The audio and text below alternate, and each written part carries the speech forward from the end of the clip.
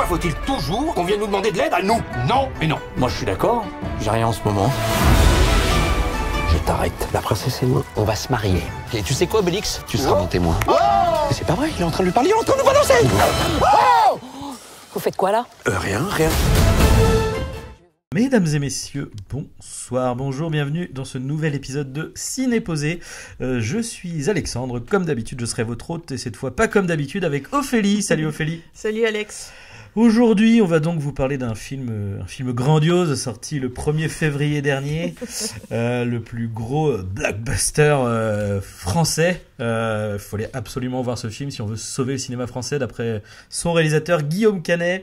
Nous allons donc vous parler de Astérix et Obélix et l'Empire du Milieu, réalisé donc par Guillaume Canet avec lui-même, Gilles Lelouch, Jonathan Cohen, Julie Chen, Léa Nachea, Vincent Cassel et plein d'autres acteurs, mais je pense qu'on va s'arrêter là, c'est déjà beaucoup trop. Cela nous raconte les énièmes aventures d'Astérix et Obélix, qui, disons déjà, s'engueulent pour des broutilles, puisque Astérix veut devenir vegan, manifestement. Ah oui, c'est vrai. Et oui.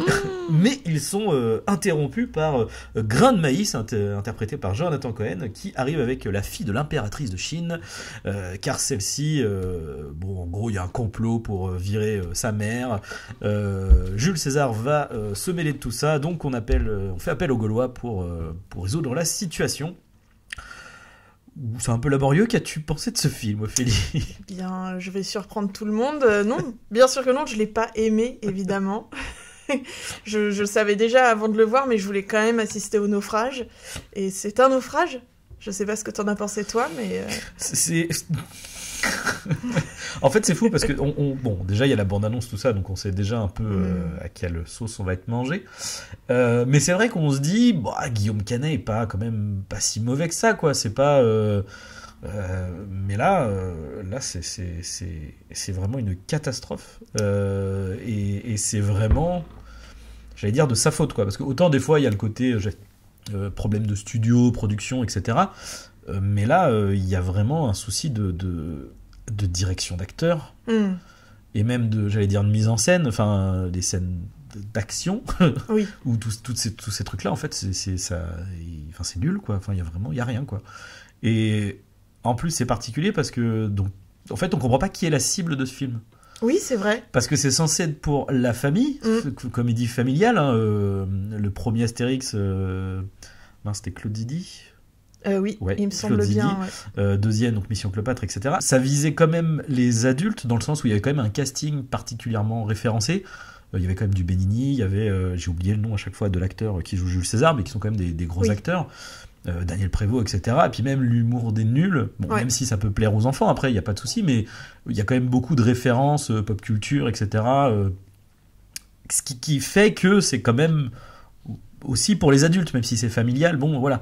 Là, je pense qu'à part avoir 8 ans, je suis pas sûr qu'on puisse trouver ça bien, quoi. Moi, je suis même pas sûr qu'un enfant de 8 ans, il comprendrait tout de toute façon. Enfin, voilà, non, après, non, je n'ai pas 8 ans, mais même moi, Astérix Mission Cléopâtre, c'était effectivement pour les adultes, mais nous, on l'a vu enfant.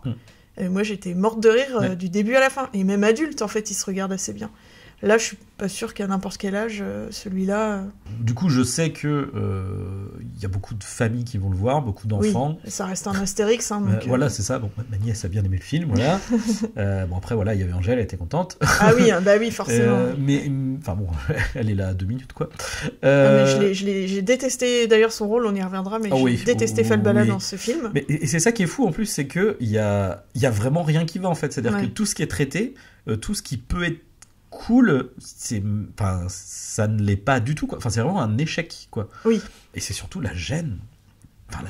Oui, le malaise. Les blagues sont nulles. C'est vrai que je compare un peu à... Quoi, je ne serais pas départagé au niveau de gênance entre Brutus contre César. Oh la vache. Et ce film. Mais je trouve qu'il y a ce même malaise, quoi. Après, la prétention n'est pas la même, parce que là, on est sur un Astérix et Obélix. Non. Brutus contre César... C'est dommage parce que Cairon il fait des choses merveilleuses et là c'était un foirage total, mais au moins il n'y avait pas cette prétention et je pense que le budget aussi n'est pas du tout le même. Là normalement c'était censé être un grand film de cinéma français et au final c'est une grande bouse. Mais par contre, effectivement on va dire Brutus contre César, tu sens l'accident plus de... l'accident de parcours, quoi. C'est-à-dire que je peux comprendre le côté tête dans le guidon, t'es avec tes potes et tu penses que c'est cool, tu vois, sur le tournage tu fais on s'est bien marré. Puis après, tu montes le truc, tu fais merde, donc en fait, non, quoi, genre, je me suis raté, quoi. Oui, c'est vrai. Que là, il y a vraiment, déjà de base, quand tu vois le casting et tout, vraiment l'entre-soi. Oui. Je suis même pas sûr que la moitié du casting s'apprécie, tu vois. Je pense que c'est des mecs qu'on a été chercher parce que c'est les acteurs du moment. Oui. Ou alors, si, on a bien sûr, j'imagine qu'ils ont été chercher des potes aussi, mais globalement, voilà, c'est vraiment le melting pot de Jonathan Cohen, check. Guillaume Canet, Gilles Lelouch, donc du coup on ramène Cassel, Cotillard, on ramène des vieux acteurs comme ça, Pierre Richard parce que c'est cool. Putain, mais il était aussi dans Brutus contre César d'ailleurs. Ah, mais j'avais oublié. J'ai oublié ce film, hein, vraiment. Il jouait d'ailleurs aussi un druide gaulois d'ailleurs. Ah la vache. comme quoi tout est. Et puis Pierre Richard, on sent qu'il est un peu au bout là. Ça avait l'air compliqué quand même. Après, on va dire qu'il est pas nul, mais on le voit de toute façon trop peu pour que ce soit particulièrement marquant, quoi. Il est un peu usé, quoi. Oui, de toute façon, c'est clair. Mais du coup, voilà, il y a, on va dire qu'on va évacuer ce qui est bien d'abord. Donc le film commence par c'est Gérard Darmon en narrateur, il me semble. Ah oui, tout à fait. Donc tu dis ok, très bien, pourquoi pas, très bien, ça marche. Voix agréable. Voilà, les décors sont cool. Moi, c'est vraiment le truc que j'ai aimé dans ce film, les décors. Tout début, je me suis dit, peut-être. T'as le plan un peu, voilà, où on part de la carte, et puis après on arrive, on voit de plans de hauteur du village et tout.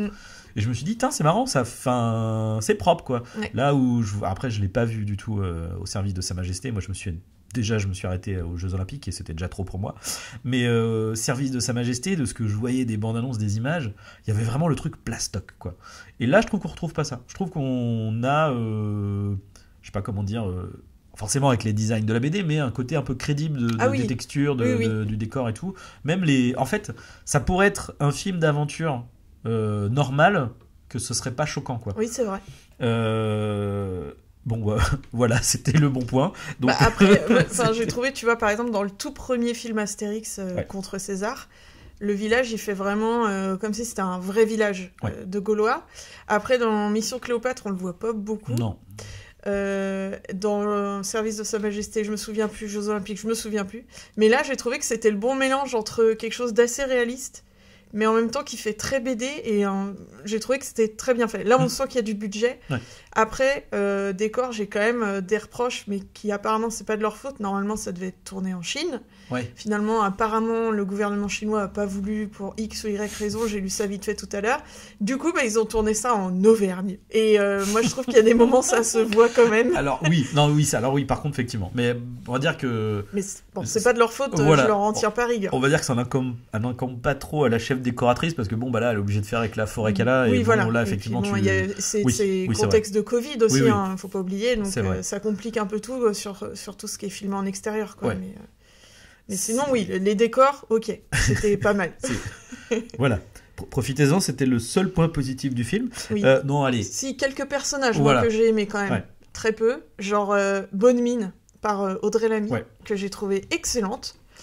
Jérôme Commander, en fait le couple marche bien, le couple marche bien, on les voit très peu, mais ça marche. Philippe Catherine, à un moment donné, on croit qu'il va partir avec eux, je me suis dit yes, Assurance Tourix, il va partir, c'est Philippe Catherine, ça va être trop bien. Et en fait c'était une blague, il part pas, donc on le voit à peine, donc j'étais dégoûtée. Et moi par contre j'ai aimé Obélix. Je sais que c'est pas le cas de tout le monde, mais moi j'ai trouvé que Gilles Lelouch en Obélix, il était très crédible, j'ai aimé sa façon de l'aborder. Mais forcément, ça souffre forcément de la comparaison avec Depardieu, parce que Depardieu, il tue tout dans le rôle d'Obélix, il est incroyable. C'est lui, quoi. Mais j'ai trouvé que pour faire le taf, Gilles Lelouch était quand même bien. Il joue un Obélix un peu naïf et assez touchant. Et c'est peut-être le seul personnage auquel je me suis raccrochée pendant tout le film pour ne pas le détester de tout mon cœur, quoi.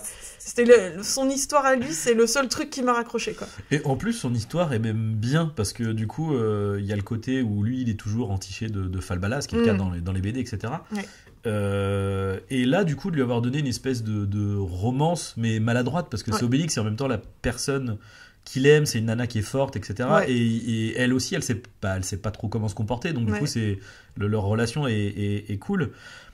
Après, la problématique de Gilles Lellouche, c'est pas son jeu, parce qu'effectivement, c'est un bon acteur, même là, surtout là, j'ai envie de dire, parce que vu l'état du reste, c'est presque une prouesse. Mais le problème, c'est une question de choix de casting, dans le sens où, un Obélix qui fait 75 kilos tout mouillé, ça fait un peu tâche, quoi. Et encore, j'ai lu qu'il a pris, il a pris énormément de poids pour faire Obélix, et puis je trouve que son costume, pour le coup, est pas très réussi. Le maquillage est très bien fait, ses joues, moi, m'ont marqué. Les joues très rondes, et, c'est vrai, et quand il rigole un peu en mettant sa main devant sa bouche, je trouve que ça fait vraiment Obélix. Mais par contre, le costume, c'est vrai qu'il est perdu dedans, quoi. On voit qu'il est perdu. T'as l'impression d'un mec tout maigre dans un gros costume, quoi. Du coup, tu fais, non, c'est trop bizarre, quoi. Ouais, c'est vrai. Ou alors, il aurait fallu le jouer, tant pis, assumer qu'il soit pas aussi gros, et puis voilà, quoi. Mais je sais pas. C'est vrai que c'est compliqué parce qu'Obélix, il a une carrure très de BD qu'on retrouve pas beaucoup dans la vraie vie, entre guillemets, mais... mais au final, tu vois, ils le font pour Astérix, parce qu'Astérix aussi, dans la BD, il est tout petit. En fait, c'est un personnage qui est quelque part qui est pas crédible une seule seconde, surtout un héros. Et du coup, on prend le choix de prendre Guillaume Canet, qui est en plus... je suis pas la cible de Guillaume Canet, mais j'imagine que pour certaines nanas, ça doit être plutôt un beau gosse, quelque part. En tout cas... il est pas... On peut pas dire qu'il est moche. Tu vois, là où Christian Clavier, ça colle déjà un peu plus pour le personnage. Là, déjà, de partir sur... Mais il y avait aussi la même problématique avec Clovis Cornillac aussi. Tu vois, qui était à l'époque un peu le premier rôle du moment, tu vois. Mais le premier rôle, positif, c'est pas ce que je veux dire, mais valorisé, presque, pas héros d'action non plus, mais quoi qu'il en a fait quelques-uns, il a fait un film de SF, il a fait des trucs comme ça, mais en tout cas, voilà, premier rôle presque d'action, entre guillemets, quoi. Et bref, et là, du coup, du coup, ils prennent un acteur plus lisse, entre guillemets, pour faire Astérix. Bon, du coup, très bien, faites la même chose avec Obélix, prenez Gilles Lellouche, mais assumez le fait que vous ayez pris quelqu'un qui est pas gros, quoi. Ouais. Même si c'est compliqué, parce que, en fait, c'est ça. C'est ce qui fait l'identité d'Obélix. Donc, il faut prendre quelqu'un de gros, en fait, c'est tout, c'est pas négociable. Mais bon, après, voilà, il fait ce qu'il peut, Gilles Lellouche est pas mauvais. Genre, c'est vrai qu'en termes de carrure, Grégory Gadebois, il aurait fait le taf. Ah oui. Ah oui, carrément. Ah oui, oui. Oui, du coup, là, il est rondouillet, c'est un excellent acteur. En plus, Grégory Gadebois, il peut tout faire, je pense. Mais bon, après, là, tu sens le choix de l'entre-soi. On fait appel aux copains. Donc mais d'ailleurs, j'ai lu un article avant de venir sur pourquoi Canet a fait Astérix, parce qu'apparemment, de base, il voulait pas le faire. Et c'est Jérôme Sédou, notre ami Sédou, qui lui a dit mais vas-y, fais-le. Et apparemment, Canet était en mode mais comment je peux réaliser un film et être le premier rôle? Et en fait, apparemment, il s'est rendu compte que s'il faisait ça avec Lellouche, qui est son pote, ça pourrait le faire. Donc apparemment, c'est comme ça que le duo s'est formé. Après, si seulement le physique de Canet était le seul problème de son personnage... Non mais oui, c'est ça. S'il y avait que ça, parce que finalement, pour Lellouche, il y a que le physique, entre guillemets, qui pose problème dans son rôle d'Obélix, parce que sinon, il le fait très bien. Canet, pour moi, c'est une catastrophe, voire presque une hérésie envers le personnage d'Astérix. Ça m'a vraiment énervé. C'est une vraie catastrophe. Il est, j'allais dire, inexistant. Non, mais je sais pas, mais il est. Toutes ses répliques sont vides, quoi. En fait, pour moi, c'est pas Astérix, c'est Guillaume Canet, quoi. C'est un Astérix prétentieux, vantard. Et ça m'énerve parce que je trouvais aussi que dans les anciens, on retrouvait un peu ce truc-là. Dans Jeux Olympiques, ce côté un Astérix un peu méprisant envers Obélix, et moi ça je ne supporte pas, surtout au service de Sa Majesté, que t'as pas vu. Non. Astérix, pendant la moitié du film, il essaie un peu de se débarrasser d'Obélix parce qu'il veut vivre une histoire d'amour, je crois, je me rappelle plus trop, mais en tout cas... Ils ont refait le même plot, exactement, en fait. Et moi ça m'insupporte, cet Astérix qui préfère essayer de serrer une meuf et qu'oublie son meilleur pote, et alors que, pour moi, c'est pas ça, Astérix et Obélix, quoi. Alors, de mémoire, je crois pas que qu'il y ait jamais eu ça dans la BD. Je sais que Astérix, il peut avoir des coups de cœur, mais jamais de la vie, il met ça devant son amitié avec Obélix... Et moi ça m'énerve, en tout cas. Je supporte pas ça. Et là, je trouvais qu'il y avait encore ce truc-là. On dirait qu'ils veulent absolument que la relation entre Astérix et Obélix, ce soit Astérix il est intelligent, Obélix il est bête. Ouais. Et du coup, Astérix est constamment en train de mépriser son meilleur pote. Et C'est pas ça pour moi, ce duo, quoi. Ouais, et en même temps, il y a, avec leur histoire de Astérix veut devenir vegan. Ah oui, putain, mais à chaque fois j'oublie ce détail, mais c'est horrible. C'est fou, parce que là, tu vois, t'as le côté genre, vous avez vu, on fait un sujet de société, donc on parle du véganisme, et en même temps, globalement, ça a quand même l'air plutôt pour s'en moquer, en fait. Pour moi, je l'ai vu totalement comme il se moque. En fait, c'est vraiment un truc de boomer, quoi. Ouais, non mais c'est ça. Et autant, et en plus, ils y vont pas à fond. C'est-à-dire que tu vois, tu prends Barbac. Là, au moins, donc dans Barbac de Fabrice Eboué, là, le côté critique du véganisme, d'ailleurs, c'est pas tant une critique du véganisme, mais plus on va dire de ce qu'on peut appeler le vegan extrémiste. Parce que ça, c'est les deux, un couple de bouchers. Qui décide de buter des véganes pour en faire de la bouffe et de la vendre. Oui, j'en ai entendu parler. Enfin, tu vois, au moins il y a ce truc de on va à fond, quoi. Enfin, tu vois, et du coup ça en devient absurde, puis c'est de l'humour noir, c'est voilà. Que là, c'est vraiment juste Astérix qui fait son bobo relou. Genre, et ça sert à rien. Je veux manger des champignons, c'est bon. Tu fais, mais arrête. Et puis il y a le petit encart grossophobie, évidemment, où il dit, mais je fais ça pour toi, Obélix, parce que t'es gros, donc t'es forcément en mauvaise santé, parce que tu manges que du sanglier. Bon, bah, mais ça sert à rien en plus. Et puis en plus, d'habitude, le fait qu'on attaque Obélix sur le fait qu'il soit gros, c'est plus pour l'énerver, pour que ça serve à quelque chose en général. Et surtout, Astérix se permet pas, ou alors quand il le dit, c'est vraiment genre, j'étais trop loin. Genre, je suis désolé, je me suis énervé, c'est con. Là, pas du tout, quoi. Là, c'est vraiment genre, tranquille, bah ouais, il faudrait que tu manges plus sainement. Et alors, aussi, bon, là, je sais pas si c'est moi qui ai vu ce truc-là, mais avec, la potion magique, en plus, on sait pas trop ce qu'il y a dedans. Oui. Alors du coup, est-ce que c'est par rapport aux antivax ou ce genre de truc et tout? Mais bon, vu la direction que prend le personnage, ça ne m'étonnerait pas. Ou du coup, t'as envie de dire, bah, en fait, c'est pareil, c'est très bien, faites une blague sur les antivax, etc. Pourquoi pas? Mais enfin, si c'est juste pour faire ça, faire une pauvre... Puis c'est une blague nulle, en fait. Oui. C'est ça, en plus. C'est que, il y a ça, en fait, c'est que les blagues sont nulles. Ça pourrait être bien, mais c'est pas drôle à aucun moment, quoi. Puis ce truc de Astérix qui refuse d'utiliser la potion magique par sorte de fierté mal placée, ça n'a aucun sens. Et oui, et en plus, donc fierté mal placée, et en plus, c'est le côté, comment dire, impuissance, quoi, en fait. C'est-à-dire que c'est, si je suis obligé de la prendre parce que sinon je peux pas, quoi. J'arrive pas à me battre et tout. Puis ça, c'est pareil.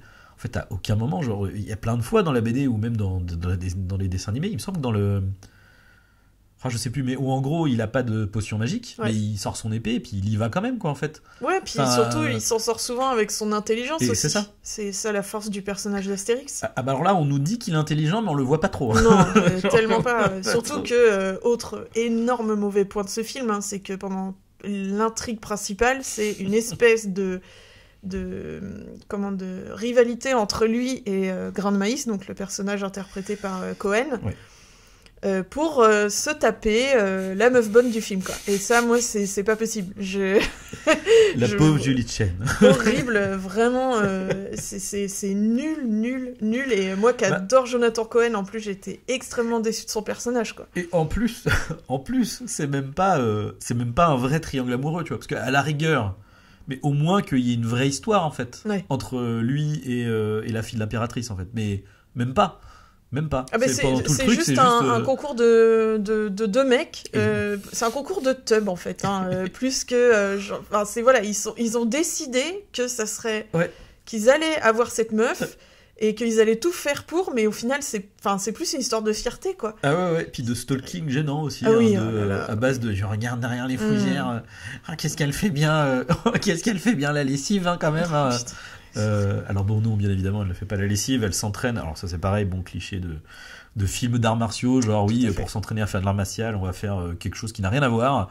Mais donc du coup, manifestement, dessorer son linge, ça peut vous apprendre à faire des figures de kung-fu, voilà. Le petit... Mais d'ailleurs, puis alors bon, c'est vrai, quitte à aller là-dessus, le petit racisme primaire de ce film est tout à fait sympathique. Moi, j'ai beaucoup aimé le... Voilà, j'allais enchaîner sur, comment on appelle ça, ce que j'appelle les... je sais pas, les comptines de gâteaux chinois, quoi. Un petit scarabée au vent qui part. T'as un personnage littéralement comme ça, quoi. C'est le maître le maître de... Alors du coup, il y a donc l'impératrice, la fille de l'impératrice, et en gros, une garde du corps. Ouais. Et donc, il y a le maître de cette garde du corps. Et là, c'est terrible. Là, et en plus, il sert à rien, ce personnage. Juste à se foutre de la gueule des Chinois. Ouais, c'est ça. Et il est avec sa très grande moustache toute fine, sa très grande barbe toute fine, là, et il parle avec un accent. Mais bon, le racisme envers les Asiatiques, c'est encore très accepté. Ouais, donc, pourquoi pas, en fait. Ouais, mais puis en plus, encore une fois, c'est pas drôle, quoi. Enfin, non, vraiment, c'est... à aucun moment. Parce que je sais pas, je pense à... Bon, du coup, rien à voir si tu prends des trucs comme Kung Fu Panda ou ce genre de trucs où globalement il doit y avoir de l'humour mal placé, tu vois, à ce niveau-là. Mais globalement, ça me paraît pas insultant. Non, puis en plus c'est des animaux, donc c'est peut-être un peu différent. Mais en plus il y a tout un propos derrière aussi qui est totalement différent dans Kung Fu Panda. Qui est d'ailleurs beaucoup plus intéressant qu'Astérix Obélix, en fait.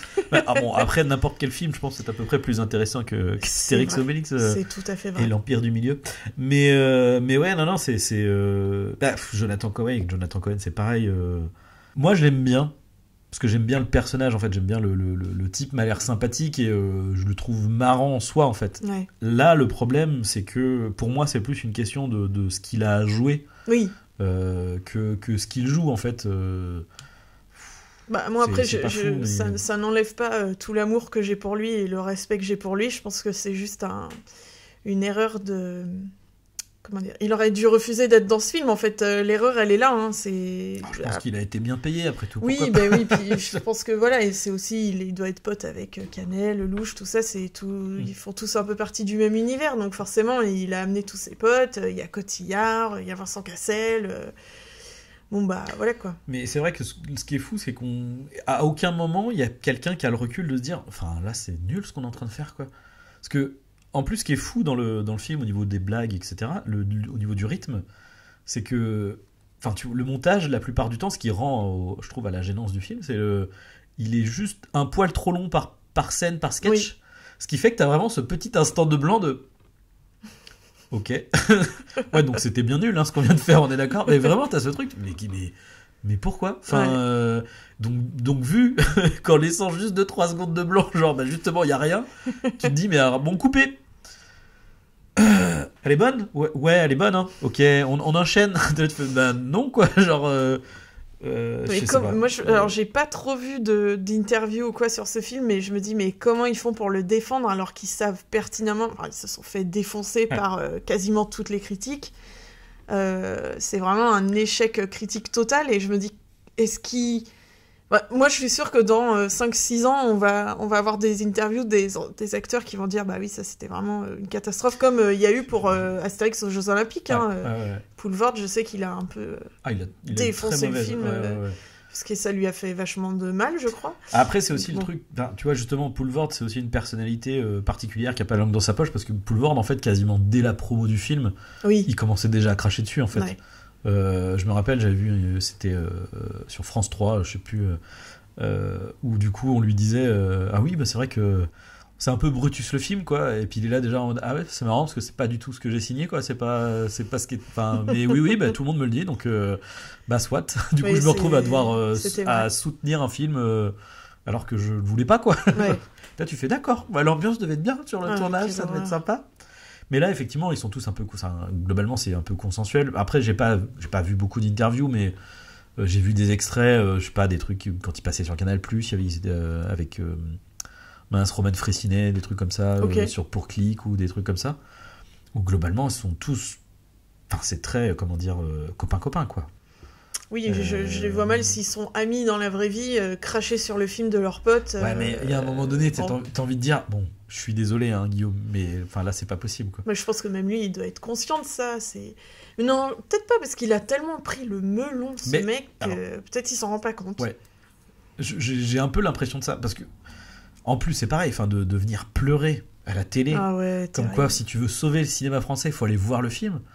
Je veux dire, mais si tu veux sauver le cinéma français, fais un bon film déjà, en fait, quoi. Ouais. Parce que t'aies pas envie de le faire, c'est une chose, hein, je veux dire, on a bien conscience que c'est un film de commande, c'est pas le problème. Mm-hmm. Enfin, tu peux t'appliquer, en fait. Genre, parce que là, c'est encore une fois, il y a des problèmes juste de direction d'acteur, quoi. Ouais. C'est pas... Parce que quand t'arrives à mal faire jouer Jonathan Cohen, ou tout le reste du casting. Enfin, ça dépend. Il y en a qui de base s'en sortent bien, mais Bunai-Min, c'est pas possible. Et du coup, bon, la pauvre Julie Chen, qui est là, bon. C'est, je pense, la pire actrice du film, mais en même temps, est-ce qu'on peut lui en vouloir ? Je suis pas sûr. Je crois que de base, c'est pas une actrice en plus. Exactement. Là, encore une fois, c'est un problème déjà de choix de casting, et encore une fois de direction d'acteur. Quand tu sais que t'as une actrice qui... Enfin, quand tu sais que t'as quelqu'un qui est pas acteur, bah tu dois, j'allais dire, quasiment redoubler d'efforts pour que ça le fasse, quoi. Et là, elle est très jolie, hein, la petite Julie, mais c'est pas possible. J'ai lu qu'elle a été choisie quasiment pour ça. Alors, il fallait donc une femme asiatique, jolie, et qui ait des notions de kung-fu. Donc, ils sont allés chercher cette femme-là, qui n'est pas actrice, et qui a quand même pourtant un très gros rôle, parce qu'il y a aussi, à la fin, le gars qui a le masque de fer là, le masque de bambou, je crois plutôt, et qui lui du coup n'est pas du tout acteur, mais pour le coup il a tellement un petit rôle, bon voilà, c'est passif que c'est pas grave, mais elle, on la voit quand même pendant tout le film quoi, et elle est vide. Mais du coup c'est même pas contre elle entre guillemets, parce que tu sens bien que enfin c'est une victime de ce film. Mais tellement, mais c'est ça, et du coup c'est pour ça que c'est gênant quoi. La meuf elle parle et là tu fais mais non, mais t'as l'impression d'un spectacle de théâtre de troisième. Et ça montre aussi que pour aller chercher des acteurs asiatiques, on est obligé de prendre des gens qui ne sont pas acteurs parce qu'il n'y en a pas. Après, là, je pense que c'est quand même aussi globalement un problème on a été choisir une belle gueule, quoi. Alors que je suis désolé. C'est vrai. Enfin, je vais pas faire du délit de sale gueule ou quoi, mais enfin, à moins d'être un vrai cajot, je suis désolé, au cinéma. Il y a quand même moyen de tout, enfin voilà quoi. Alors après je peux et encore même le côté compétence martiale et même pas mais voilà, ça s'apprend, et puis ça se double et ça surtout ça se fait aussi avec la mise en scène et le montage. Oui, bien sûr. Je veux dire, quand tu vois dans les films américains des Scarlett Johansson, elles savent pas particulièrement se battre, hein. C'est juste que c'est coupé au bon moment, et puis elle fait elle fait vite fait un coup de pied arrière, après il y a la doubleuse, elle a pris des cours quand même, elle a pris un peu de cours et ça suffit quoi. C'est pas, et puis quand on a, parce qu'il y a ça aussi, quand on a 65 millions de budget, on va pas me faire croire qu'on n'est pas capable de faire ça. Surtout que manifestement, du coup, de toute façon, tu prends une actrice que tu ne vas pas payer très cher, puisque c'est pas une actrice connue. Oui, en plus, Enfin, vraiment, c'est pour ça qu'il y a vraiment ce truc de mauvais choix, quoi. De mauvais choix, de mauvaise direction. Puis il y a aussi les choix, comme tu disais avec Falbala, des choix influenceurs. Alors, donc, il y a aussi McFly et Carlito. McFly, à la rigueur, j'ai presque envie de dire qu'ils sont anecdotiques. C'est comme Nick Foley, en fait. Ils ont deux plans, quoi. Ils sont dedans.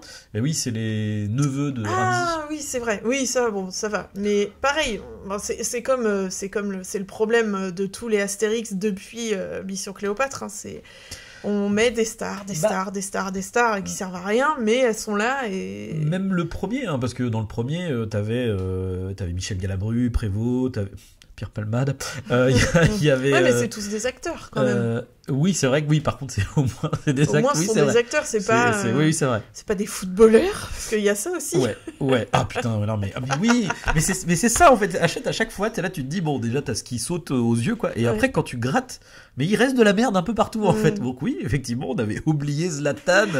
Ah là là, ce grand... Non, mais en plus, je trouve que pour la blague qui est trop longue, hein, en plus. Beaucoup trop longue. Au début, tu fais OK, c'est rigolo. C'est rigolo quand il apparaît, la grosse rosta, OK, puis après, c'est trop long. 5 minutes plus tard, faut couper, Guillaume. Là, faut arrêter. Là. Ça suffit. Je comprends. Enfin... il sert à rien, par contre, son personnage. Je crois. Non, il sert juste à faire une blague sur il y a un Romain qui est trop fort et c'est Zlatan en plus. Mais en vrai, ça a marché parce que moi, je crois qu'autour de moi, j'ai beaucoup entendu parler de ce film via les gens qui sont fans de ce mec, parce que c'est un footballeur qui est connu. Et j'ai l'impression qu'il y a des gens qui sont allés le voir juste parce qu'il y avait lui. Alors bon, niveau marketing, ça peut marcher.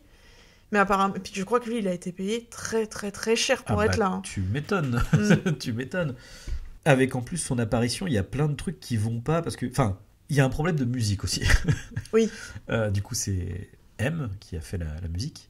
Mais il y a beaucoup de trucs qui sont... tu sens, c'est fait pour faire comme Mission Cléopâtre, avec des musiques anachroniques. Ouais. T'as du coup, c'est... We Will Rock You de Queen. Tout à fait. T'as quoi? T'as une espèce de musique d'amour là, hyper clichos. Merde, c'est quoi comme musique? Oui, un peu qui rappelle quand Astérix dans Mission Cléopâtre voit Cléopâtre. C'est ça. En fait, c'est en ton d'humour, c'est des trucs décalés qui feraient penser à du Zaz, quoi, en fait, un truc complètement hors de propos, quoi, qui ferait que ce serait drôle. Mais là, en fait, vu que le reste du film est tellement consensuel, ça marche pas, quoi.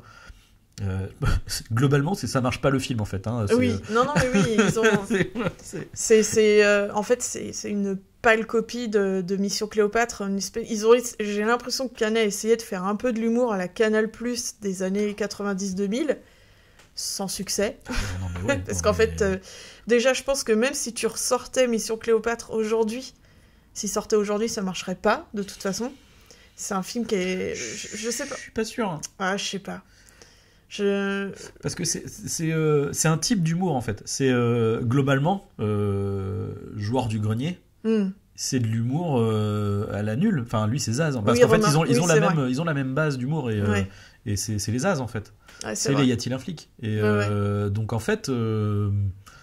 mais même, je pense que tu revois aujourd'hui Mission Cléopâtre. Ah oui, par contre, aujourd'hui, il marche toujours, ce film. Mais alors, je pense que l'erreur, c'est d'essayer de refaire la même chose encore et encore, parce que celui-là a cartonné de fou, et encore aujourd'hui, il est culte, voilà. Et en fait, ce qui m'étonne, c'est qu'ils ont bien vu qu'aux Jeux Olympiques, à essayer de reproduire ça, que ça n'a pas du tout marché, mais une catastrophe, et ils continuent, ils persistent au service de Sa Majesté. Tout le monde s'en fout de ce film. Soit on l'a pas vu, soit on l'a oublié. Et ils se disent, allez, on va encore en faire d'autres, quoi. Mais peut-être qu'un jour ils comprendront, mais je pense qu'avec celui-là, peut-être qu'ils vont enfin comprendre, je sais pas. Est-ce qu'ils vont continuer? Je sais pas. Ah là, ils sont partis quand même pour bien bider, donc à mon avis, j'espère que ça va les calmer. Et au moins, ça veut dire que le jour où quelqu'un reviendra avec un Astérix, ça sera pour une bonne raison, quoi, et pas juste... Ou alors des films d'animation comme a fait Astier. C'est les seuls qu'on rapporté. Du coup. Moi, je voudrais parler de Falbala. Oui. Je l'ai détesté. Oui. Oui. Alors, c'est marrant parce que j'ai une amie qui est féministe, tout ça, et qui a adoré ce personnage en mode, elle se laisse pas faire. Et moi, alors là, je ne suis pas du tout d'accord. Pour moi, le personnage de Falbala, c'est une personne gentille et bienveillante. Alors, c'est pas parce qu'on est une femme gentille et bienveillante qu'on est soumise. Falbala, elle a toujours été gentille avec Obélix. Elle sait qu'Obélix est amoureux d'elle, etc. Elle l'est pas, mais elle le sait, mais elle est quand même gentille avec lui. Elle le repousse gentiment, voilà. Et là, elle est infecte. Et surtout à la fin, quand elle fait cette espèce de crise de jalousie en mode ah mais en fait maintenant t'es amoureux d'une autre femme que moi, alors que moi avant tu m'aimais et maintenant que tu veux plus de moi, en fait tu m'intéresses. Ah là là, mais c'est pas du tout Falbala. C'est une meuf toxique, hein, je veux dire concrètement. Oui, voilà, j'étais effrayée, vraiment. Et c'est assez terrible parce que sur le principe, effectivement, Falbala c'est plutôt une fille mignonne, gentille, mais effectivement pas dans le mauvais sens soumise, quoi. C'est juste que comme elle est gentille, Obélix lui il l'aime. Ouais. Mais c'est, comment dire, il me semble même que dans des BD elle finit par avoir un copain, quoi. Enfin, elle a Tragicomics. Et du coup, comment dire, oui, à aucun moment elle va être méchante, quoi, parce que là c'est ça, c'est de la méchanceté, quoi. Elle est méchante avec lui. Au début du film, donc lui il est là, donc il est tout penaud, il essaye de je te fais un menhir et tout, mais qu'est-ce que c'est déjà rien que ça au début. Qu'est-ce que tu veux que je foute de ton cadeau à la con, quoi. Waouh. La violence. J'avais mal au cœur. Ça m'a fait mal au cœur. Je dis non, Falbala, elle fait pas ça. C'est pas Falbala. Et voilà, ça m'a rendu triste. Mais oui, non, et en plus c'est un vrai. Ce qui est hyper bizarre, c'est que du coup avoir pris Angèle pour jouer ce personnage-là, c'est évidemment pour aller sur le truc justement du féminisme. Mais alors du coup de d'écrire le personnage comme ça, c'est horrible, quelqu'un en fait. qui n'a pas compris ce que c'était que le féminisme, j'imagine. Ou alors elle n'a pas eu le choix. J'espère parce que cette espèce de... Déjà quand elle le renvoie chier avec son menhir, ça m'a beaucoup choquée. Et en plus à la fin, quand elle fait cette crise de jalousie, alors là c'est vraiment... C'est terrible ce qui se passe. Ah bah là t'as juste envie de dire bien fait pour ta gueule. Oui, en fait, il est passé à autre chose, putain. On la déteste, quoi. Oui, c'est un peu, je trouve, un peu comme si c'était écrit par un incel, quoi. Genre tu vois, en fait maintenant je suis amoureux d'une autre meuf et bien fait pour toi. Peut-être que Falbala, justement, elle aurait été contente pour Obélix qu'il trouve quelqu'un et qu'il ait des sentiments pour quelqu'un et que ce soit réciproque. Elle aurait été contente pour lui. Mais non. Bah oui, je pense aussi. Mais parce que je pense que c'est... dans ce film, tout le monde est méchant avec Obélix, en fait. À part Tatane. Oui. Astérix est méchant, tout le monde est méchant. Jonathan Cohen, Grain de Maïs est gentil avec Obélix par intérêt, juste pour foutre le seum à Astérix. Horrible, toutes les relations sont toxiques en fait dans ce film. C'est ça, je m'en rends compte là. Oui, ils sont tous toxiques. Tellement, putain. Oh la vache. Même, oui, non mais tous. T'as toutes les relations, c'est. Jules César Cléopâtre. Voilà. Avec l'espèce de crise d'ego nulle. Puis en plus l'espèce, je sais pas comment dire. Je comprends qu'ils essayent de jouer un espèce de truc à la, je sais pas comment dire, Star System gossip quoi en fait, de Cléopâtre qui veut se barrer avec le prof de gym quoi. Grosso merdo, c'est ça l'idée quoi. Mais en fait, est-ce que c'était déjà pas drôle il y a 15 ans en fait, déjà c'est vrai, de base. À quel moment tu te dis tiens ça va être marrant, on va faire ça, genre mais non en fait. C'est encore humour de boomer quoi. Peut-être ça marche sur des gens vieux, je ne sais pas. Mes parents pas spécial. Oui, moi je les ai préservés, je leur ai dit de pas y aller. Donc je cite mes parents, tu vas voir Astérix Bah tu verras. Genre, voilà. Excellent. Voilà. Après en plus Cléopâtre ne sert à rien. C'est juste histoire de caser Marion Cotillard, parce qu'il fallait bien qu'elle joue dedans. Oui. Alors après, Cassel, alors moi je déteste Vincent Cassel niveau personnel. Par contre, j'ai trouvé que son physique colle vachement bien celui de César, pour le coup. Cassel, après, qu'on apprécie ou pas l'acteur, il a quand même une prestance... Enfin, il a un charisme quand même. Surtout Jules César étant un personnage qui a un melon démesuré, du coup, Vincent Cassel est très bien dans ce rôle-là. Mais exactement. Et c'est un peu le même truc que pour Astérix aux Jeux Olympiques, parce qu'ils ont pris Alain Delon pour faire César. Oui, et vrai. Du coup, c'est pareil, c'est un peu le même ordre d'idée, quoi. Tu prends deux mecs avec un ego genre de la taille du film. Oui. et du coup, ça fonctionne, quoi. C'est vrai. Même si, ça fonctionne, mais t'as toujours ces blagues de boomer, quoi. Le Joule quoi, enfin ce genre de truc, c'est vraiment le truc avec ça fait quand le pigeon part, ça fait une notif. Ah oui, j'ai oublié avec la clochette là. Oh là là vache. Terrible. Vous avez vu, c'est l'oiseau de Twitter. Oh là là. Et je viens de me souvenir, on parle de ça, qu'il y a José Garcia dans ce film. J'avais oublié. Oui. Il est là et j'avais oublié et du coup, à quoi sert ce personnage ? À quoi il sert ? Je me pose encore la question. Et c'est la blague pas drôle du brésilien quoi du coup, c'est ça, c'est du portugais, je sais pas, c'est parce qu'il parle Oui, il fait un accent pendant tout le film et je sais pas, est-ce que c'est juste José Garcia qui fait des accents ? Ouais. Faut croire que oui. Et moi j'adore José Garcia. Et là encore, ils me mettent à l'épreuve. Ils mettent des acteurs que j'aime bien, ils font en sorte que je les déteste. Mais le pire, c'est qu'encore une fois, il est même pas mauvais. Je veux dire, son personnage, il pourrait être drôle, mais une minute en fait. Oui. Et là, à chaque fois, et en plus, il le casse tout le temps, quoi. Dès qu'il y a Jules César, donc c'est quasiment un acteur plus présent que. Il a plus de lignes de dialogue que les Chinois, j'ai envie de dire, c'est peut-être pas une mauvaise chose pour le coup. Mais non, enfin trop quoi. D'ailleurs, ils avaient tellement pas assez d'acteurs asiatiques qu'ils ont mis Manu Payet chez les Chinois quand même. Franchement. Alors, c'est con parce que moi j'aime bien, pour le coup, je l'aime bien dans le film. Ah ouais, pas moi, ouais. J'aime bien. En fait, il me fait penser un peu à après, le problème de Manu Payet, c'est que, mais bon, comme beaucoup d'acteurs de ce film, en réalité, hein, ils jouent leur propre rôle, en fait. Oui, c'est vrai. Mais c'est juste que ça m'a fait penser, en fait, au rôle qu'il avait dans la saison 6 de Kaamelott. Et je trouve qu'il y a ce même feeling que je trouve pas nul. Ok. Et il y a des petites blagues un peu, genre, quand il ramène Jules César et que le mec, il se la pète et tout, et qu'après, il se casse, où tout le monde en mode, genre, putain, c'est qui ce gros con Et puis Payet qui a l'air, je suis dégoûté. Je pensais pas du tout que ça se passerait comme ça. Là. Bon, je vais me coucher là, parce que là, j'éclate, tu vois, genre, waouh. Ça m'a fait t'as des petits trucs comme ça qui sont un peu. Qui prêtent à sourire. Oui, moi, je cache pas, hein, il y a certaines fois pendant le film, j'ai souri, mais souvent des scènes avec Obélix quand même. Le reste, j'ai beaucoup soupiré quand même. J'ai beaucoup soupiré. Oui, blague raciste merveilleuse de la part de Vincent Cassel. César ramène ses chanteurs ces musiciens qui le suivent partout. Ah oui. Et à un moment donné, du coup, il est avec Bunaimin sous une tente. Bunaimin lui dit c'est quand même une belle musique. Je sais pas ça doit être une musique classique. Je sais plus ce qui se chante, ce qui se joue à ce moment-là. Et là, César se lâche et sort un truc du genre c'est sûr que c'est quand même autre chose que je suis désolé entre nous mais vos ching chang chou machin. Ah oui, là, c'est vrai. J'avais oublié cette scène. Et là, tu fais voir la vache. Okay. Bah là, par exemple, j'ai soupiré très fort. Très fort. Ah oui. Ah ouais, et là, tu fais ah oui, d'accord, donc on va jusque-là, quoi. Genre, et encore une fois, ça pourrait être drôle. Enfin. Mais c'est que c'est mal amené. Mais c'est gratos, quoi. Oui, c'est gratos. En plus, c'est gratos. Après, il passe à autre chose. Surtout qu'en plus, là, t'as une espèce de blague moitié gay-friendly malaisante parce que comment on appelle ça ? Il fait un transfert de sa femme sur du coup sur Bunaimin. Oui.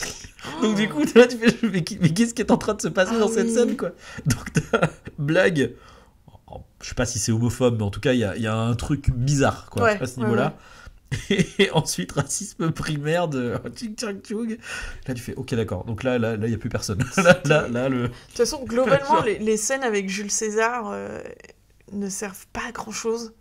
Je trouve que Jules César ne sert pas à grand chose en fait dans ce film. Il est juste là pour avoir un. En fait, il est là pour avoir un méchant, en fait, parce que Bunaimin, je l'appelle Bunaimin, je n'ai plus du tout le nom du personnage, c'est terrible. Ça devrait être lui en fait le grand méchant. Oui, c'est vrai. Après, je pense qu'il y a peut-être aussi l'idée de se dire que c'est toujours les Romains les méchants dans l'Astérix, donc du c'est coup. Toujours Jules César. Il est toujours dans le coin. Oui, c'est vrai. C'est probablement ça, quoi. Mais effectivement, sur le principe, il sert à rien, d'autant plus que ces enjeux sont nuls, quoi. Ouais. Parce que c'est en mode, je vais faire la guerre en Chine, parce que comme ça, on se souviendra de moi là-bas. Et du coup, Cléopâtre, elle verra que je suis connu partout, quoi. Ah oui, c'est vrai. Ouais, en plus, c'est nul à chier. oui, effectivement. Et il y a aussi tentative ratée de féminisme avec les danseuses là qui réclament des jupes moins longues, moins courtes. Oh la vache, j'avais oublié ce truc-là. Oui, je viens de m'en souvenir aussi. Ah, oui. Qui était, mais pareil. Mais cette scène ne sert à rien. En fait, elle vient, elle fait son petit coup de colère. Oui, nos jupes sont trop courtes, c'est de plus en plus court, on veut des jupes longues. D'accord. Et c'est tout.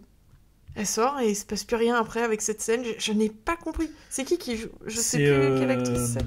C'est pas Julie Felpin. Laura Felpin. Laura Felpin, c'est ça. Mais pareil, peut-être juste tentative de caser une copine et on va lui donner un petit rôle comme m'a fait Carlito, quoi. C'est parti d'un pari, allez. Et puis en plus, ça va attirer des jeunes en salle. Ah, c'était pour ça ? Hein ? Ils ont fait un pari ? Mais non, mais ils ont fait une vidéo.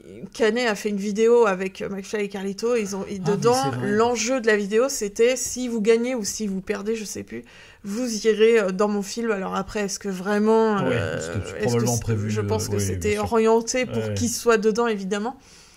Mais voilà, après, bon, il y a. Genre, Orelsan.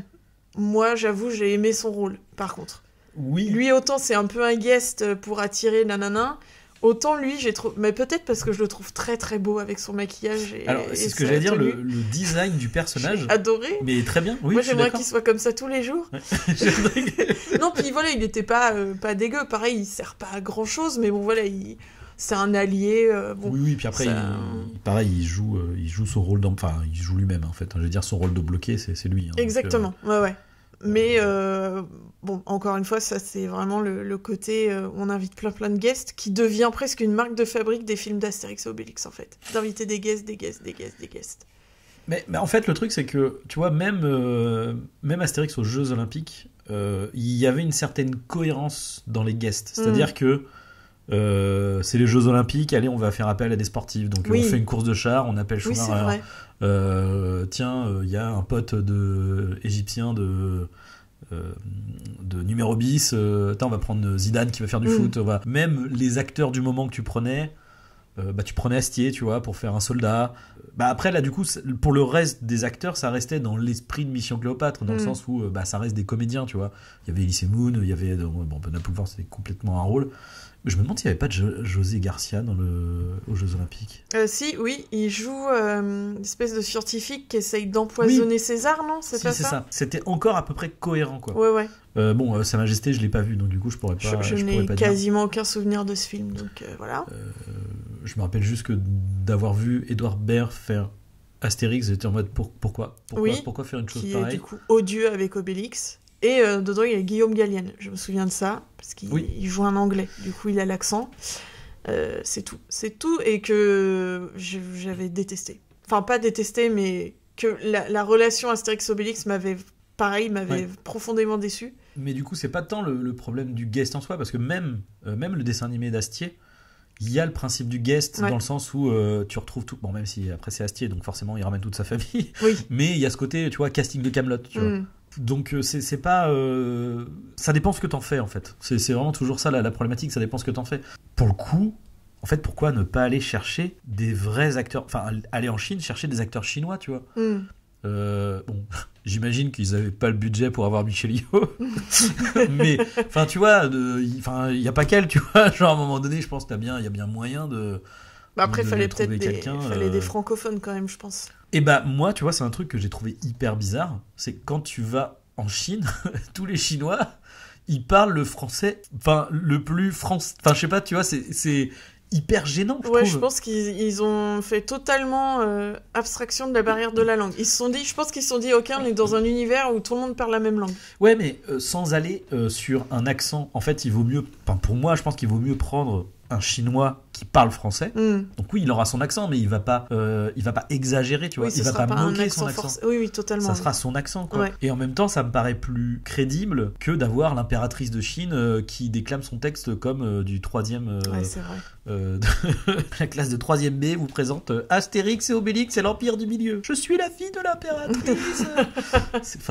c'est terrible, quoi. Mais de toute façon, c'était, comme tu disais tout à l'heure, c'est un film de commande, en fait, et même qu'il y a eu Canet, en fait, il a été casté pour être réalisateur. Il y avait des critères que j'ai notés.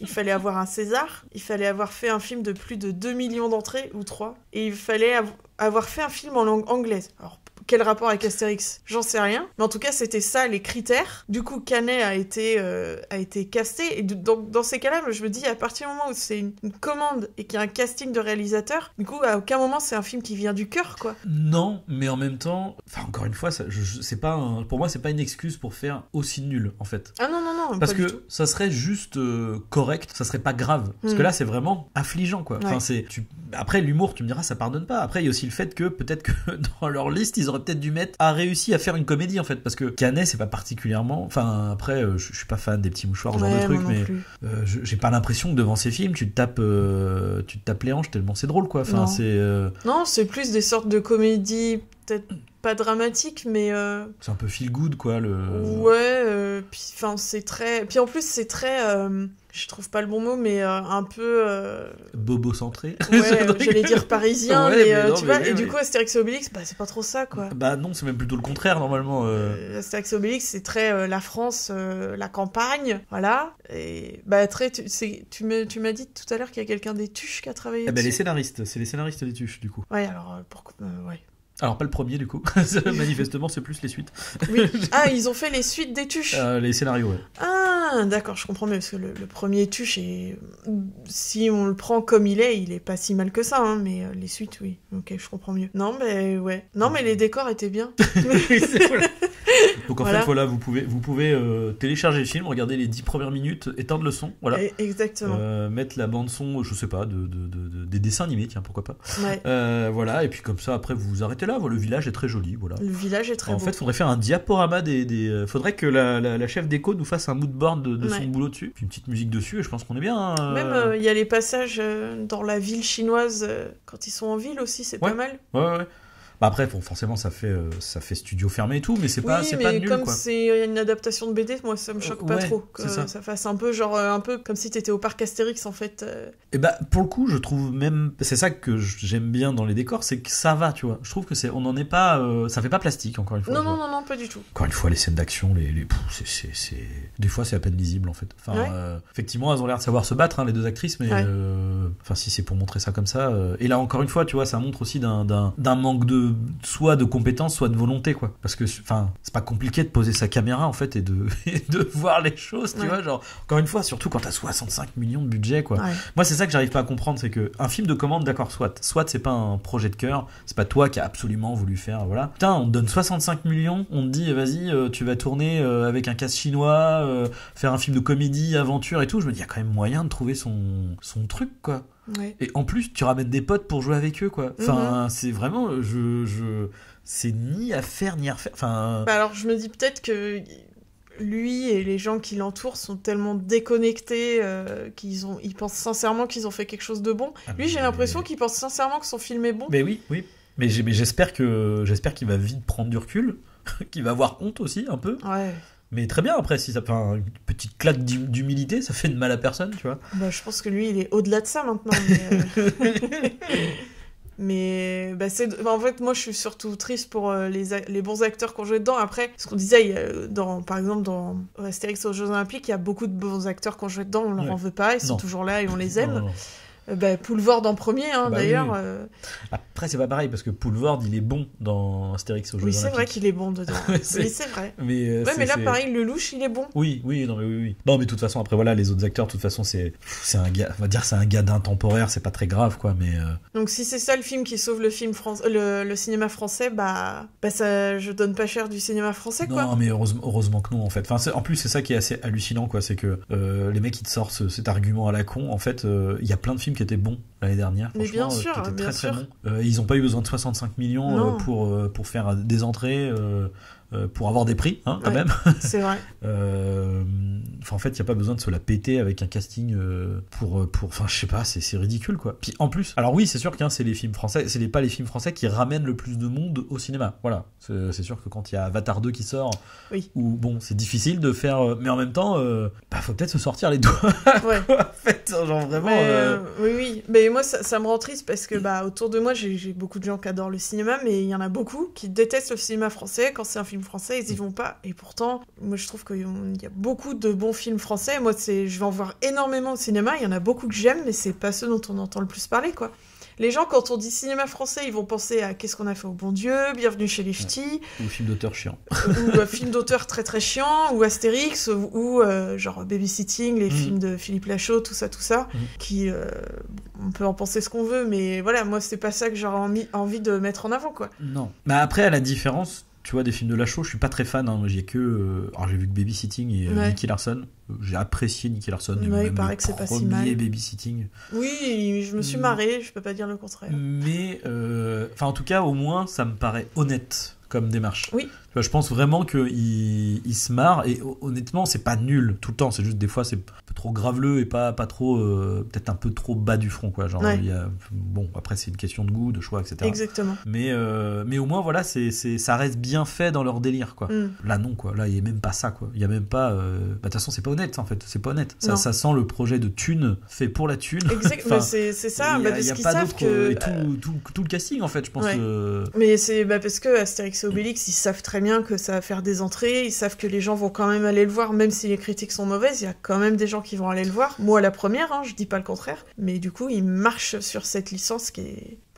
moi, j'adore Astérix et Obélix. Et là, ça fait quand même 3 films en live action qui marchent dessus, ils piétinent. Et après, même Mission Cléopâtre, si on est honnête, ça reste... c'est pas vraiment l'esprit d'Astérix et Obélix, mais ça reste un bon film qui met Astérix et Obélix au centre, et leur relation dans le film est saine, bordel de merde.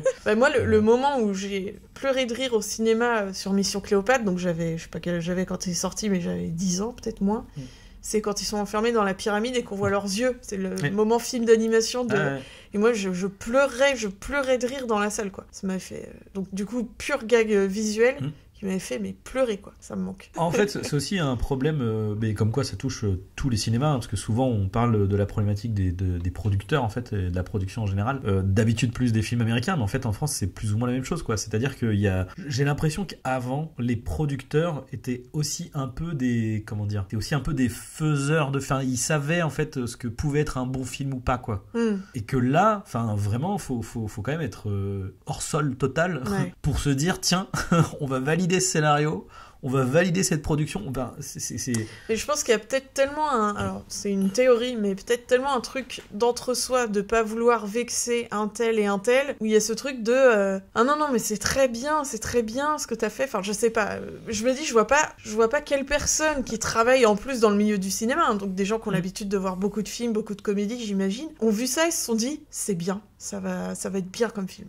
Ou alors il y a un mépris total du public, en se disant de toute façon ils sont tellement débiles et tellement cons qu'ils vont bien se marrer là devant Astérix Obélix, les blagues ça va les faire rire, et puis deux mecs qui se battent pour une meuf, et puis de toute façon il y a McFly avec Carlito et Angèle, c'est bon, ça va passer. Peut-être qu'il y a ça aussi, hein, c'est peut-être ça. Il y a forcément un peu de cynisme, c'est sûr, mais tu vois, quand je vois, il y a quand même cette problématique avec toutes les adaptations de BD, tu vois, mais tu sens bien qu'ils savent pas par quel bout prendre le truc, quoi. Ouais. Je veux dire, entre les Ducobu, les Boulet-Bill, putain, alors je l'ai pas vu, pourtant j'aime bien les personnages, Spirou et Fantasio aussi. Ah oui, c'est vrai. Enfin, en fait, il y a vraiment ce truc et à chaque fois, vu que c'est des adaptations de BD, ils essayent quand même de mettre un peu le budget, quoi, tu vois. Mais ils se ratent tous, lamentablement. Bah, peut-être alors Nicky Larson, je l'ai pas vu, mais apparemment alors après là c'est différent, c'est une adaptation d'un manga, mais ouais, puis alors pour le coup en fait je pense, tu vois, je disais que c'était un peu bas du front, c'est très des blagues portées sur le cul. Ouais, mais Nicky Larson c'est sage, non? Et voilà, en fait c'est pour ça que du coup quelque part ils les ont bien trouvés, et en plus ils ont rajouté dans le film ce qui fait entre guillemets la spécificité française, qui est que Nicky Larson en fait on l'a tous découvert avec le Club Dorothée en fait, donc du coup ils ont en plus rajouté cette ambiance là dans le film, donc du coup je trouve pour le public français, c'est tout est au bon endroit, quoi. Alors je crois, si je me trompe pas, que Philippe Lachaud il a fait ce film parce que c'est un grand fan de Nicky Larson, voilà, et du coup c'est son projet. J'en reviens à Canet qui est là parce qu'il a passé un casting de réalisateur, mais je suppose que Canet, comme tout le monde, il aime Astérix Obélix, mais je pense que la différence avec Nicky Larson, c'est que Philippe Lachaud, il est fan, et il s'est dit, je vais faire un truc qui sort un peu de ce que je fais d'habitude, parce que je suis très fan de ça, et je pense que c'est ça que les gens ont ressenti, quoi. Non, puis en plus, encore une fois, mais là, c'est pour ça que pour moi, il y a aussi une histoire de compétence, donc je vais le dire tout de suite, Philippe Lachaud est un bien meilleur réalisateur que Guillaume Canet, et du coup, dans Nicky Larson, il y a des scènes d'action où il tente des trucs, quoi. Donc, t'as des scènes en caméra subjective, où t'as Nicky Larson qui se bat contre des types, des fois, t'as des scènes assez absurdes, hein, où t'as Pamela Anderson et je sais plus quel personnage qui sont accrochés à un lit tiré par une espèce de course-poursuite avec le lit attaché derrière un véhicule avec des voitures en train de poursuivre. Donc, mais au moins, tu vois, visuellement, t'es là, il y a quelque chose qui est en train de se passer. C'est une proposition, quoi. Enfin, que Guillaume Canet, je suis désolé, mais il n'y a pas, quoi. Mais il n'y a pas. Je pense sincèrement, et là je le dis même sans mépris envers Canet, mais je pense que Canet, faut qu'il reste dans son genre à lui, c'est-à-dire la comédie de Bobo parisien. Je déteste dire Bobo parisien, mais là, pour le coup, Canet, je trouve qu'il représente vraiment ça, film avec une bande de gars un peu riches pour leurs problèmes de riches, et en même temps sans aimer, enfin il fait ça bien, je pense, enfin voilà, et je pense qu'il faut qu'il reste là-dedans, et Astérix et Obélix c'est tellement éloigné de ça, et pourtant, et en plus, enfin il s'est même un peu moqué de ce truc-là avec son truc de véganisme et tout, totalement foiré là-dessus, donc je pense que juste en fait il fallait pas que ce soit lui qui fasse ça, quoi. Non, c'est sûr, il y avait un projet, c'était il y a longtemps, c'était justement après Mission Cléopâtre, ça devait être Gérard Jugnot qui devait réaliser Astérix en Hispanie, je crois. Ah mais oui, avec la bande du Splendide, du coup. Ah, ça aurait été si bien. Enfin, mais j'en sais rien, mais bon. Uderzo qui a pas voulu parce que il a pas du tout aimé Mission Cléopâtre. Mais ça m'étonne pas, hein. Parce que Mission Cléopâtre, comme je disais tout à l'heure, c'est pas vraiment l'esprit non plus d'Astérix Obélix. C'est un très bon film, moi je l'adore. C'est pas vraiment un Astérix Obélix finalement. Je pense peu, mais pas. C'est peut-être le premier qui serait le plus proche de la BD. Ah oui, totalement. C'est une comédie d'aventure, vraiment, quoi. C'est à la fois tu peux te marrer un peu et à la fois t'as une espèce de. Moi je pense souvent. Après, faudrait que je le revoie parce que ça se trouve peut-être qu'à la revoyure il serait peut-être pas si bien que ça. Mais moi j'ai vraiment souvenir de ce premier plan avec la musique de Goldman, avec les cavaliers romains qui sont au bord de la côte bretonne. Enfin, tu fais waouh, ok, d'accord, c'est un peu ample et tout, espèce de plan drone là. Enfin, drone, non, du coup. Non, ça n'existait pas, mais oui. plan hélicoptère, quoi. Tu fais waouh, ok, d'accord, ok, très bien. Ça donne envie, quoi. Mais puis même un peu j'allais dire d'action, quoi, pour l'époque. Donc, franchement, non, mais faut juste qu'ils arrêtent. Faut qu'ils arrêtent de faire ça pour la thune, en fait. C'est juste qu'à un moment donné. J'espère qu'ils vont arrêter, que juste peut-être, alors ça va être un peu facile ce que je vais dire, mais peut-être celui qui pourrait sauver les live-action serait Astier, mais je suis pas sûre. Mais je sais au moins qu'Astier, lui, il est profondément fan d'Astérix et Obélix, ça c'est sûr. Donc... Mais après, moi, ça me va s'il fait que des films d'animation. Ouais. Si maintenant Astérix, c'est que de l'animation, moi, ça me va. Si ça peut arrêter cette espèce de naufrage, là, à chaque fois. Mais de toute façon, je pense qu'il faut arrêter d'adapter des BD en live-action, en fait. Ça marche pas. S'ils le font, il faut faire un choix d'adaptation. Parce que c'est ça le problème, c'est qu'ils choisissent jamais vraiment. Tu vois, même Chabat qui fait un live action, etc., te reprend un petit passage, comme tu dis, avec les yeux dessins animés, le côté cartoonesque. Il faut aller dans une direction, quoi. Et ça va avec leur histoire de choisir Guillaume Canet, Gilles Lelouch, quoi. Toi, tu veux coller un peu à la BD, et à ce moment-là, tu vas franco et tu prends des acteurs, voilà, tu prends vraiment un petit, puis un gros, et voilà. Toi, tu fais un truc un peu réaliste. Pourquoi pas ? Enfin, en fait, pourquoi pas ? Je me rappelle, il y avait, je sais plus quel BD c'est, mais il y avait une BD vers la fin, quand Goscinny était mort, où il y avait par exemple La Galère d'Obélix, je crois que c'était une des premières BD sans Goscinny. Ouais, il me semble, ouais. Et t'avais une série d'albums, et il y en avait un où ils avaient fait des espèces de croquis de différentes versions d'Astérix Obélix. Oui. Et t'en avais une où tu voyais une image vraiment en mode full premier degré, en mode Astérix le guerrier, quoi, avec des pecs en mode Stallone Astérix, quoi. Bon, après, du coup, effectivement, tu fais ça, tu fais pas une comédie, quoi. Mais il faut aller dans une direction, quoi. Enfin, en fait, encore une fois, pourquoi pas, tu vois, ça se trouve, ça peut être très bien si tu vas à fond dedans. Bon, non, en vrai, je pense pas faut pas faire ça. Oui, mais je pense que là, c'est un film qui a voulu plaire à tout le monde et qui plaît à personne. Et c'est ça. Du coup. C'est ça. Comme c'est le problème de beaucoup de films à l'heure actuelle, je trouve. D'essayer de plaire au plus grand nombre pour faire le plus d'entrées, et au final, on plaît à personne. Les gens sont de plus en plus déconnectés, en fait. Je pense que c'est aussi ça. C'est avec les producteurs, ils sont dans leur truc, ils ont plus aucune idée de comment faire un bon film. Ouais, c'est vrai. Du coup, on regarde sur Twitter, bon alors, qu'est-ce qui plaît ? Tiens, Angèle, elle marche bien. Putain, Orelsan, ça marche bien, super. McFly et Carlito, putain, ils ont fait une interview avec le président, on va les prendre, super. Allez hop. Quoi ? Genre, mais non, c'est pas comme ça qu'on fait un film, les enfants, en fait. Là où, même si, je supporte pas particulièrement McFly et Carlito, mais tu vois, quand tu les vois dans Le Visiteur du Futur, au moins, ils ont une vraie scène, tu vois. Ouais. C'est pas juste deux plans à l'arrache sur deux pays, parce que là c'est ça en plus, c'est deux soldats random. Ah oui, c'est vraiment, ils sont vraiment là pour dire coucou, on est là, quoi. Ils avaient une journée de tournage, tiens, ils sont là, très bien. C'est exactement ça. Et ils ont fait une vidéo dessus, comme ça fait un peu la promo du film aussi. Ah ouais, j'avais pas vu ça en plus. Si, ils ont fait une vidéo sur regardez, on est sur le tournage, tiens, il vient de sortir, allez le voir, quoi. En gros, c'est ça. Alors c'est vrai que dans Les Visiteurs du Futur, ils ont un vrai rôle parce que finalement ils viennent aussi un peu du même univers que François Descraques, et du coup François Descraques il sait comment gérer McFly et Carlito. Et moi j'ai kiffé leur scène, j'ai trouvé drôle. Dans Astérix et Obélix, c'est juste on va les mettre là, on leur donne un petit rôle, je sais même plus. En fait moi je l'ai vu ça fait plus d'un mois que j'ai vu le film, donc il y a beaucoup de choses que j'ai oubliées.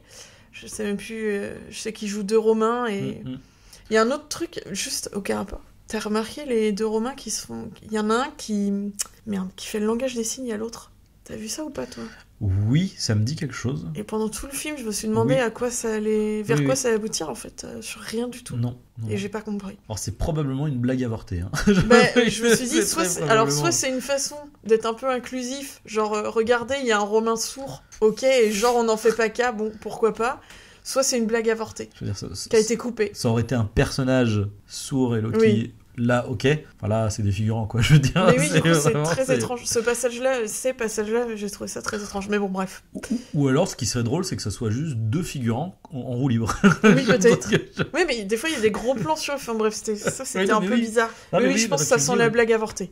Tu le dis, oui, effectivement, ça me dit quelque chose vaguement, mais oui, Ah là là. Ah, mon Dieu. Bon, hop, on va s'arrêter là-dessus parce que ça fait beaucoup trop de temps sur un film de merde comme ça. Mais juste, la reprise d'Ennio Morricone en mode...